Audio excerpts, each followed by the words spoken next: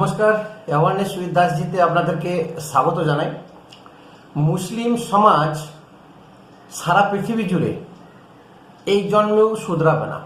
তার কারণ মুসলমান সমাজে ডাক্তার, ইঞ্জিনিয়ার থেকে শুরু করে বড় বড় স্কলার প্রত্যেকেই কিন্তু একটা মাদ্রাসা ছাপ 8 পাস মৌলবীর ভাষণে প্রভাবিত হয়ে যায়, বা মৌলবীর যে ভাষণ বা যে ধারা সেই ফাঁদে কিন্তু পা দিয়েই ফেলে।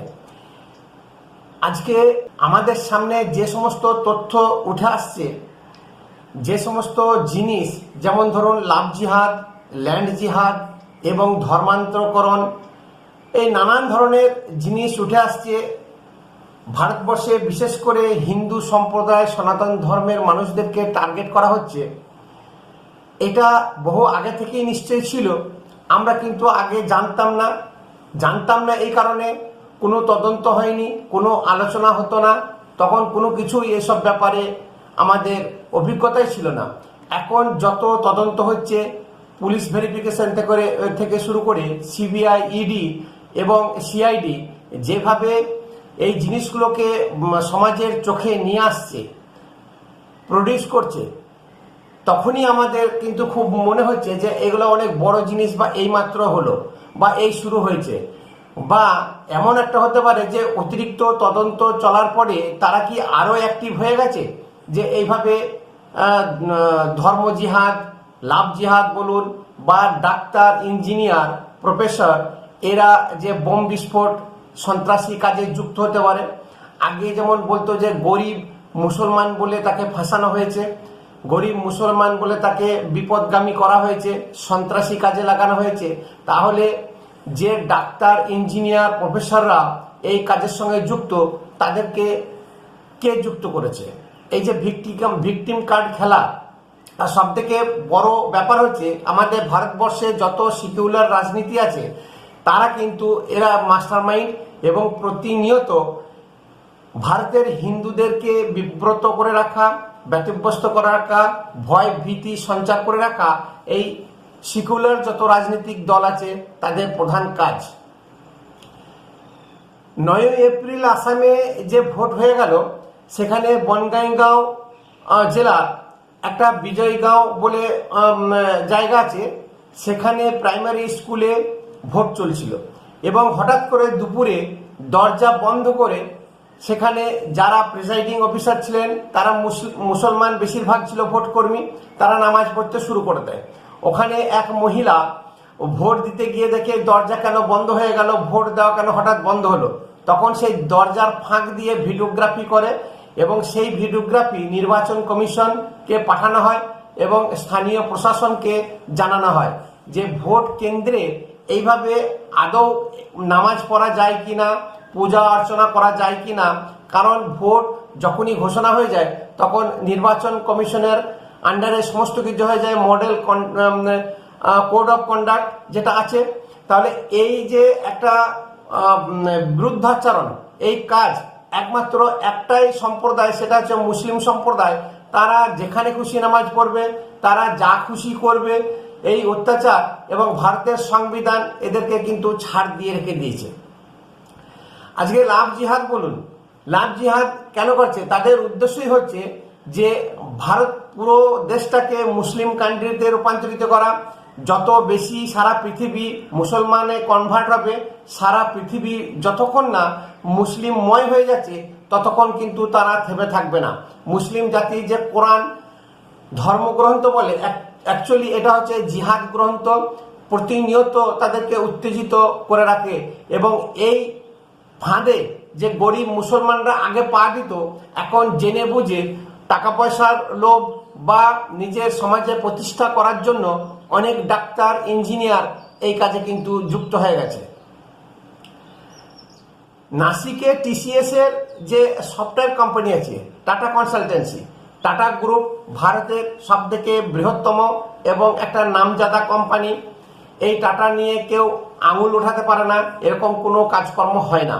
কিন্তু বিগত 3-4 বছর ধরে যেভাবে ওখানে ম্যানেজমেন্ট কাজ করছে, বিশেষ করে মাস্টার মাইন্ড ওখানকার যে HR, সে মুসলমান, এবং বেছে বেছে মুসলিম মহিলা মুসলিম পুরুষদেরকে সেখানে রিক্রুট করে, আর হিন্দু মহিলাদেরকে মেয়েদেরকে সেখানে রিক্রুট করে। তাদের প্রধান কাজ ছিল মধ্যবিত্ত হিন্দু যে সমস্ত মেয়ে আছে তাদেরকে ফাঁসিয়ে বা সেই সমস্ত মেয়েদেরকে সেখানে জবে রিক্রুট করা হতো। এবং ওখানে যে 4 বছর ধরে সেক্স র্যাকেট চলছিল, সেই সেক্স র্যাকেট পর্যন্ত কেউ জানতে পারেনি। এবং কেউ যদি সেই এইচআরকে কমপ্লেন করতো, তাহলে যে তাকে উৎপীড়ন করত তাকে এইচআর গিয়ে বলে দিত যে তোমার নামে কমপ্লেন এসেছে ওই মহিলাটা, তার উপরে আরো অকথ্য অত্যাচার করতো, শারীরিক অত্যাচার, মানসিক অত্যাচার এবং কন্টিনিউ রেপ কাজ কিন্তু হয়ে যেত। এইরকমই একটা হাটে হাঁড়ি ভেঙে দিয়েছে একটা মেয়ে, একটা হিন্দু মেয়ে সেখানে জব করত এবং সে তার ড্রেস ছিল জিন্স এবং টপ। জিন্স এবং টপ ছাড়া সে কিছু পরতো না। হঠাৎ করে তার পরিবর্তন চলে আসে, চুড়িদার পরে। ঠিক আছে, বাড়ির লোকে ভেবেছে ঠিক আছে চুড়িদার পরছে, কামিজ পরছে, কোনো অসুবিধা নেই। কিন্তু হঠাৎ করে দেখা যায় এই রোজা আসার সময় সে রোজা রাখতে শুরু করে। তখনই তার মা বাবার সন্দেহ হয় এবং জিজ্ঞাসাবাদ করে তুই হিন্দু ঘরের মেয়ে হয়ে তুই কেন রোজা রাখবি।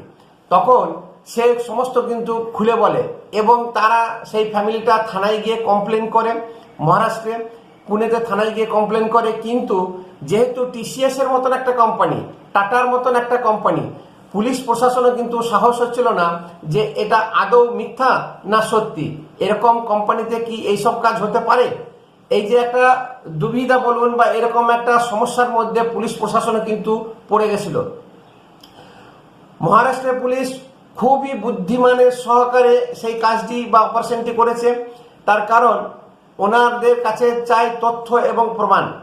পরিষ্কার বলেছিলেন যে যেমন যাচ্ছে সেরকমই যাক, কোনো বাধা দেবেন না ওকে, এবং এর একটা আমরা ইনভেস্টিগেশন চালাচ্ছি। তখন খুব বুদ্ধি করে ডাইরেক্ট হানা না দিয়ে বা ডাইরেক্ট চার্জ না করে সারা মহারাষ্ট্রে যত মহিলা কনস্টেবল পুলিশ থেকে কম বয়সী যত ছিল তাদের মধ্য থেকে কিছু বাঘা বাঘা মহিলা কনস্টেবল যারা ইংরেজি খুব ভালো বলতে পারত এবং সফটওয়্যারে বা কম্পিউটারে নলেজ ছিল, সেরকম 7 জন মহিলাকে নিয়ে আসে, তাদেরকে ট্রেনিং দেয়, সমস্ত কিছু বোঝায় এবং ওদেরকে বলে টিসিএস এ অ্যাপ্লাই করার জন্য।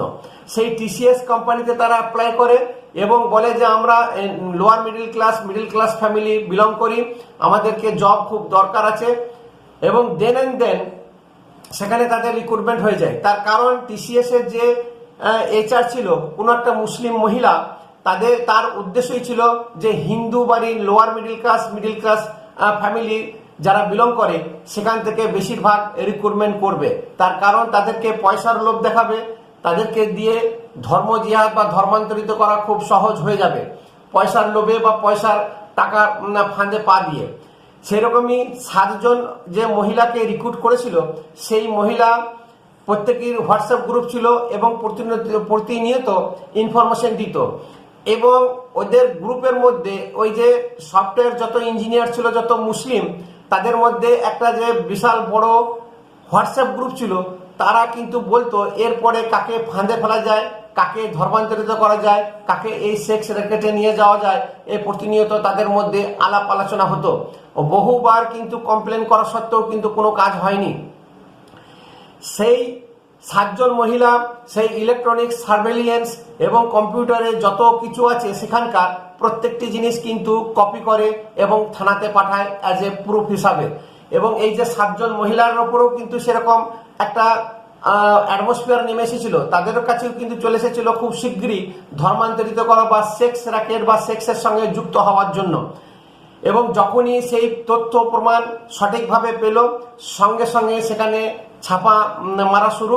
এবং যে এইচআর ছিল যার মানে সমস্ত সহযোগিতায় এইসব কাজগুলো হতো, সে কিছু আগেই জাস্ট ব্যাঙ্গালোরে ট্রান্সফার হয়ে চলে যায় এবং সেখান থেকে সে ফারার হয়ে যায় এবং বেশ কিছু পালিয়েছে। তার মধ্যে থেকে 5-6 জনকে অ্যারেস্ট করেছে, পুলিশ ডিটেনশনে আছে, এখন বিচারাধীন সব। এই যে একটা জিহাদ, এই জিহাদি মানসিকতা মুসলিম সমাজে কেন আছে বা বিশেষ করে এখন যত শিক্ষিত ইঞ্জিনিয়ার ডাক্তার প্রত্যেকেই কিন্তু এর মধ্যে ইনভলভ হয়ে গেছে, তার একটাই কারণ হচ্ছে যে প্রত্যেকেই উঠে পড়ে লেগেছে, যেভাবে বিজেপি বা সনাতন ধর্মের মানুষরা জেগে উঠেছে, তাদেরকে কিভাবে দমানো যায় বা সেই কাজ কিভাবে করা যায়, এর সঙ্গে বহু সিকিউলার দলও যুক্ত থাকতে পারে, তাদের ইশারাতেও কিন্তু এইসব কাজ হতে পারে। এই যে তাদেরকে বলা হয় যে মরার পরে তুমি 72 হুর পাবে, মরার পরে তোমার এই সুখ সুবিধা, তোমার জান্নাত হবে, স্বর্গ হবে, তুমি এই এই জিনিস পাবে, সেই যে তারা মাথার মধ্যে ঢুকি নেই। কি ডাক্তার, কি ইঞ্জিনিয়ার, কি প্রফেসর, কি বড় যত স্কলার হোক, তারা কিন্তু ওই মাদ্রাসা ছাপ 8 পাস মৌলবীর কথায় ওঠা বসা করে। তারা কিন্তু না কোরআন ঠিক মতন পড়েছে, না ঈশ্বর বা আল্লাহর আরাধনা বা উপাসনা ঠিক মতন করে। এই যে তাদেরকে যেখানে পাবে সেখানে নামাজ পড়বে, যা খুশি তাই করবে, সেটা বরদাস্ত করে নিতে হবে। তারা যা যা করবে সমস্ত কিছু হিন্দু সম্প্রদায়কে বরদাস্ত করে নিতে হবে। এই যে গাজওয়া হিন্দ যে একটা সংগঠন পাকিস্তানের আছে, তারা দীর্ঘদিন পরিকল্পনা যে যেমন করি হোক ভারতকে কবজা করতে হবে। পাকিস্তান যে ভারত থেকে আলাদা হয়ে গেছে, তার বদলা বলুন বা বহু আগে থেকে, স্বাধীনতার বহু আগে থেকে ভারতকে টুকরো টুকরো করা, ভারতের যত সনাতন ধর্মী আছে হিন্দু মানুষদেরকে কনভার্ট করা এবং তাদের জায়গা জমি দখল করা এবং পুরো ভারতবর্ষটাকে ইসলামীকরণ করা, এটাই হচ্ছে তাদের প্রধান কাজ এবং লক্ষ্য। এরা সারা ভারতবর্ষের প্রত্যেকটি রাজ্যে কোনো না কোনোভাবে এই জিহাদি কার্যকলাপ করে যাচ্ছে, খুব সন্তর্পণে, যেটা আমাদের চোখের মধ্যে পড়লেও বুঝতে পারি না, কিন্তু খুব ধীর গতিতে তারা কিন্তু এগুচ্ছে। আজকে মুর্শিদাবাদ, মালদা থেকে শুরু করে দেখুন যত হিন্দু তাদেরকে তাড়িয়ে দিচ্ছে বাংলাদেশি কায়দায়, এবং সেখানে যত মুর্শিদাবাদের জমি জায়গা আছে বাংলাদেশ থেকে এসে কিনে এখানে বসবাস করছে। এই যে প্রথম গণতান্ত্রিকভাবে এই দেশটাকে লুট করা বা ইসলামীকরণ করা, এই টার্গেট কিন্তু নিয়েছে। জানে যে এদের সঙ্গে যুদ্ধে পেরে উঠবো না, এদের সঙ্গে লড়াই করে পেরে উঠবো না, এই ভালোবাসা বা এই গণতান্ত্রিকভাবে ধীরে ধীরে ধীরে ধীরে কিন্তু তারা এগুচ্ছে।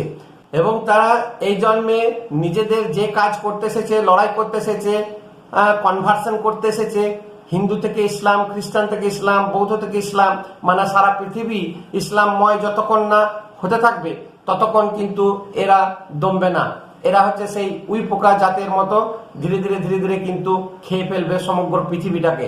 নমস্কার, ভিডিও শেয়ার করবেন, একটা সাবস্ক্রাইব অবশ্যই করবেন এবং কমেন্ট করবেন।